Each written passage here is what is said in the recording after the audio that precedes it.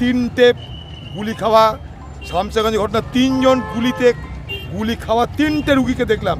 একজনের 11 থেকে 12 বছর বয়স, বাচ্চা ছেলে, তার ডান দিকের কিডনিটা বাদ হয়ে গেছে অলরেডি, তাকে দেখা যাচ্ছে না, সেটা বসতে পারছে না, শুতে পারছে না, দাঁড়াতে পারছে, শুধু কাঁদছে। আর দুটো জায়গায় দিলাম, তাদের এইখানটাই একজনের গুলি বেরিয়েছে, আরেকজনের গুলি বেড়া হয়নি। ডাক্তাররা বলছে গুলি বাড়াতে সময় লাগবে। অল্প বয়সী ছেলে, তার মধ্যে একটা ছেলে আবার বলছে আমি মায়ের ওষুধ আনতে গেছিলাম দোকানে, মায়ের ওষুধ আনতে গেছিলাম, মা অসুস্থ, তার মায়ের জন্য ওষুধের দরকার, দোকান থেকে ওষুধ আনতে গেছিলাম, গুলি বলছে পিছন থেকে গুলি চললো।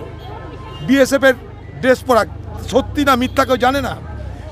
তিনজনকে দেখলাম যারা হাসপাতালে চিকিৎসাধীন। আমি আজকে সকালেই বলেছি আপনাদের যে বহরমপুর হাসপাতালে আছে, কেউ কলকাতার হাসপাতালে, কেউ নার্সিংহোমে, প্রশাসন কিচ্ছু বলছে না।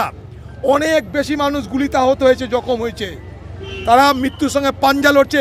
আপনার দয়া করে দেখেছেন বাচ্চা ছেলেটাকে, আমি এক্ষুনি দেখে এলাম, 12 বছর বয়স, সে কিডনি বাদ চলে গেছে এর মধ্যে একটা, তার যে কী কষ্ট কল্পনা করতে হবে না, কী করছে সে বাচ্চাটা।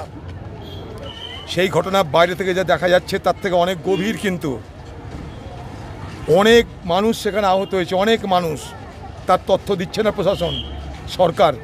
আমি আজকে হাসপাতালে এসেছিলাম অনেক খোঁজ পেয়ে, সেখানে দেখলাম তিনটে গুলি খাওয়া শামসেরগঞ্জে ঘটনা, তিনজন গুলি খাওয়া তিনটে রুগীকে দেখলাম। একজনের 11 থেকে 12 বছর বয়স, বাচ্চা ছেলে, তার ডান দিকের কিডনিটা বাদ হয়ে গেছে অলরেডি, তাকে দেখা যাচ্ছে না, সেটা বসতে পারছে না, শুতে পারছে না, দাঁড়াতে পারছে, শুধু কাঁদছে। আর দুটো জায়গায় দিলাম, তাদের এইখানটাই একজনের গুলি বেরিয়েছে, আরেকজনের গুলি বেড়া হয়নি। ডাক্তাররা বলছে গুলি বাড়াতে সময় লাগবে। অল্প বয়সী ছেলে, তার মধ্যে একটা ছেলে আবার বলছে আমি মায়ের ওষুধ আনতে গেছিলাম দোকানে, মায়ের ওষুধ আনতে গেছিলাম, মা অসুস্থ, তার মায়ের জন্য ওষুধের দরকার, দোকান থেকে ওষুধ আনতে গেছিলাম, গুলি বলছে পিছন থেকে গুলি চললো। বিএসএফের ড্রেস পরা, সত্যি না মিথ্যা কেউ জানে না। তিনজনকে দেখলাম যারা হাসপাতালে চিকিৎসাধীন। আমি আজকে সকালেই বলেছি আপনাদের যে বহরমপুর হাসপাতালে আছে, কেউ কলকাতার হাসপাতালে, কেউ নার্সিংহোমে, প্রশাসন কিচ্ছু বলছে না। অনেক বেশি মানুষ গুলিতে আহত হয়েছে, জখম হয়েছে, তারা মৃত্যুর সঙ্গে পাঞ্জা লড়ছে। আপনার দয়া করে দেখেছেন বাচ্চা ছেলেটাকে, আমি এক্ষুনি দেখে এলাম, 12 বছর বয়স, সে কিডনি বাদ চলে গেছে এর মধ্যে একটা, তার যে কী কষ্ট কল্পনা করতে হবে না, কী করছে সে বাচ্চাটা। এখন নানা রকমের লোক নানা রকম ড্রেসে এসে বলছে আমরা পুলিশের লোক, কী হয়েছে বলো। এবার হাসপাতালে যখন চেস করছে, পুলিশের লোক তো আইডেন্টি কার্ড দেখাতে পারছে না।